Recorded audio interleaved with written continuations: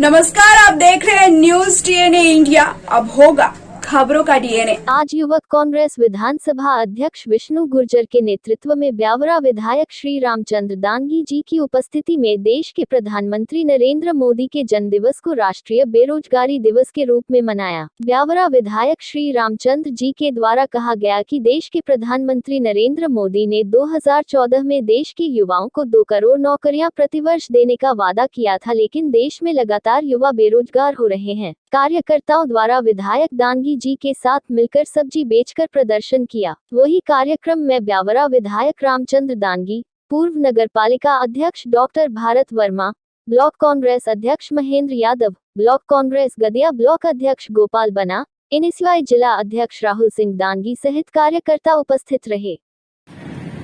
पूर्व नगरपालिका उपाध्यक्ष कैलाश कुशवाहा जी, हमारे पार्षद इकबाल भाई, कैलाश बरोड़ जी, अशोक टीवी साहब, कैलाश प्रजापति जी, हमारे बीच फिरोज लाला, जगदीश सिंह साहब, जिला अध्यक्ष सिंह समाज, हमारे गादिया के ब्लॉक अध्यक्ष बना साहब, फूल सिंह जी, घनश्याम जी, समाजिया जी, हमारे बीच कपिल शिवहरे जी, हमारे जगताप साहब,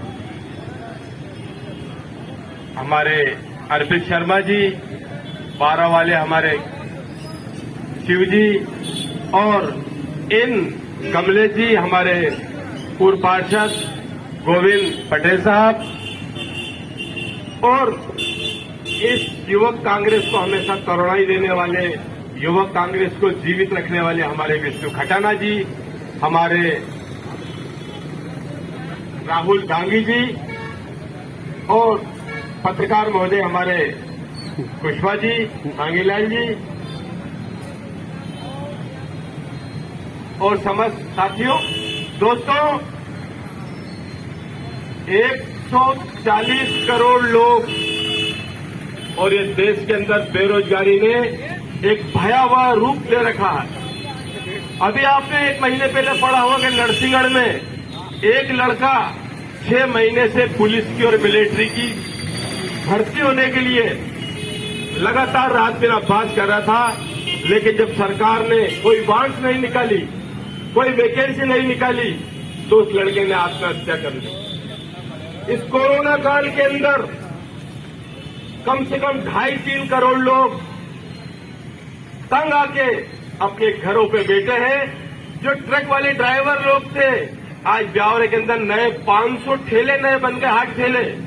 हमारी माता बहनें जो घरों में बैठी थी सब्जी बेच रही हैं। जो सब्जी बेचने वाले परंपरागत लोग थे, उनके बीच में 200-400 लोग ऐसे आ गए जो कभी सब्जी नहीं बेचते थे। क्या करेगा इंसान? घर चलाना है, बच्चों को पालना है, पढ़ाना है, लेकिन ये सरकार अपनी तानाशाही के अंदर इतनी मदमस्त है कि उन्हें देश के युवाओं की कोई जरूरत नहीं है। लड़के एमबीए, एमबीबीएस करके सड़कों पे घूम रहा है, इंजीनियरिंग की डिग्री लेके 4-4, 5-5 हजार रुपये महीने में काम कर रहा है। जो हमारे बेटे बेंगलोर, हैदराबाद, दिल्ली, विदेशों में से घर पे बैठ के लैपटॉप से अपना काम चला रहा है। ये हालत है बेरोजगारी की, क्योंकि उसको अपने अंदर इस चीज का एहसास है कि ये वाकई में आज बेरोजगार दिवस के रूप में मनाना चाहिए। क्योंकि जिस मोदी जी को बीजेपी वाले बड़े यशस्वी प्रधानमंत्री कहते हैं कि ये बड़े यशस्वी प्रधानमंत्री हैं, 2014 में उनका नारा हुआ करता था, मैं देश नहीं बिकने दूंगा। अब उनका नारा है, मैं देश में कुछ बचने नहीं दूंगा। तो ये सफर पूरा करने वाले वो देश के एकमात्र प्रधानमंत्री हैं।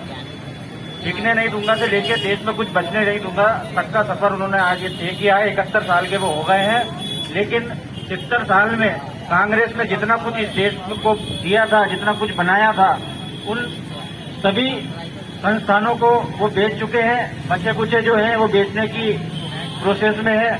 और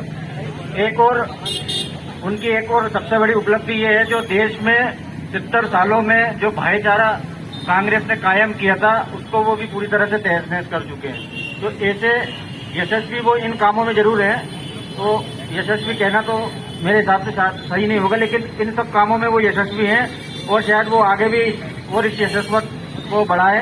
इसलिए मैं सिर्फ आप सभी लोगों से इतना सा अनुरोध करना चाहूंगा, मेरे यहाँ जितने भी साथीगण हैं जो पढ़े लिखे हैं, वो दौर भी हुआ करता था। मैंने भी 2012 में ब्यावरा कॉलेज से जब डिग्री ली तो वो ये तो बहुत ज्यादा समय की बात नहीं है, लेकिन एक दौर हुआ करता था जब कोई भी पढ़ लिखकर कॉलेज से डिग्री लेकर जब बाहर आता था तो कांग्रेस शासन में एक रोजगार कार्यालय हुआ करता था। उसमें आप जाकर अपना आवेदन दे दीजिए, घर पर आपको कॉल कर या घर पर आपको लेटर के द्वारा, शायद फरीद भाई जानते हो क्योंकि उस समय यही व्यवस्था रहती थी, तो आपको कॉल कर या घर पर आपके पास किसी नौकरी का आवेदन वो आ जाता था कि भाई आपको इस विभाग में नौकरी दे दी गई है, आप अपना पंजीयन कराए थे और आपको इस विभाग में नौकरी मिल चुकी है। तो वो भी एक समय हुआ करता था। आज ये स्थिति है कि बड़े बड़े मेडिकल और इंजीनियर कॉलेज को, मेडिकल कॉलेज को आप छोड़ दो, इंजीनियरिंग कॉलेज और बड़े बड़े जो मैनेजमेंट के कॉलेज हैं, वहां से भी मैनेजमेंट की डिग्री लेने के बाद भी बीकॉम, बीएससी, इनकी तो कोई वैल्यूएशन ही नहीं रह गई। वहां से डिग्री लेने के बाद भी जो बच्चा बाहर आता है डिग्री पूरी करने के बाद, उसको ये समझ नहीं आती कि मैं किस संस्थान में जाऊं, मैं कौन सी नौकरी करूं। वो जिस संस्थान में जाता है वहां पे हर जगह उसको बेरोजगारी नजर आती है, वहां पे कहीं भी उसको नौकरी नहीं मिलती है। साथ ही वो इतना परेशान हो जाता है। अभी 2-3 महीनों से तो मैं देख रहा हूं कि हर दूसरे तीसरे दिन पेट्रोल की कीमतें उस समय 50 से 60-65 हो जाया करती थी, तो ये बीजेपी के नेता और कार्यकर्ता, बड़े बड़े नेता सड़क पर चूड़ियां लेके अर्धनग्न होके प्रदर्शन करने लग जाते थे। 65-70 अगर पेट्रोल पहुंच जाता था। आज हमारे देश में हालात और कंडीशन ये है कि 110 रुपए तक पेट्रोल है और इन लोगों ने, बीजेपी के नेताओं ने, कार्यकर्ताओं ने अपने कान में रुई ठोस रखी है। इनको अब महंगाई कहीं नहीं दिख रही है, कहीं पे भी किसी प्रकार की महंगाई इनको नजर नहीं आ रही है, इनको बेरोजगारी नजर नहीं आ रही है। इनको सब आज जो जिस प्रकार मोदी जी की सरकार इस देश में जिस प्रकार से भ्रष्टाचारी मचा रखी है, उनको सब अच्छा लग रहा है। और सबसे बड़ी बात, आदरणीय मोदी जी, उनकी पार्टी, मामा जी हिंदू मुस्लिम के नाम पे आपस में द्वेष पैदा करके हमारी समाज को तोड़ना चाहते हैं, हमारे हिंदुत्व को, मुस्लिम को तोड़ना चाहते हैं। अरे हम इस मंच के द्वारा आपको ये आवाज एहसास दिलाना चाहते हैं कि भारत देश सभी धर्मों का समान देश है।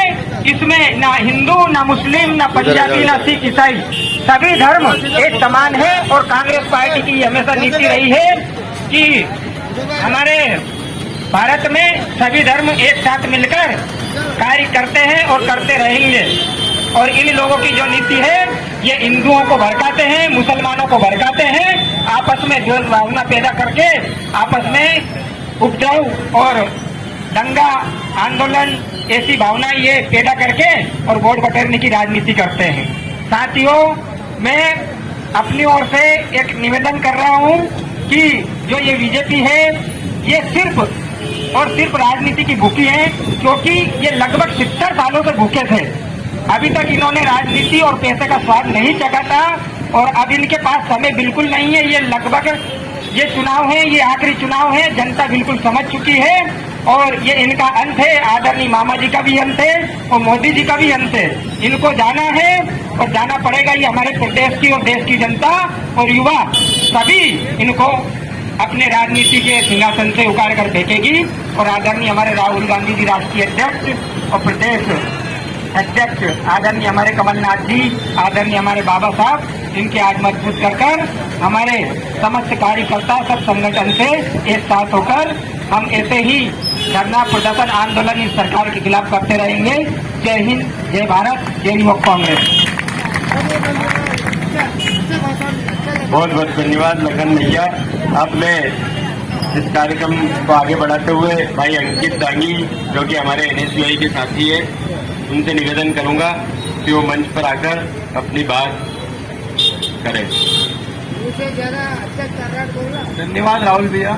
यहाँ पर पधारे सभी वरिष्ठ नेतागण, ब्लॉक कांग्रेस अध्यक्ष आदरणीय महेंद्र भैया, युवा कांग्रेस अध्यक्ष आदरणीय विष्णु भैया, NSUI जिला अध्यक्ष आदरणीय राहुल भैया एवं सभी पदाधिकारीगण, आज मोदी जी के जन्मदिन के अवसर पर यूथ कांग्रेस द्वारा अपने क्षेत्र के हर खबर को पाने के लिए हमारे चैनल को सब्सक्राइब करें, लाइक करें और शेयर करें। साथ ही बेल आइकन को दबाना ना भूलें। और हाँ, हमसे जुड़ने के लिए कांटेक्ट करें नीचे दिए हुए नंबर्स पर। तो ऐसे खबरों के लिए जुड़े रहिए हमारे चैनल न्यूज़ DNA इंडिया के साथ।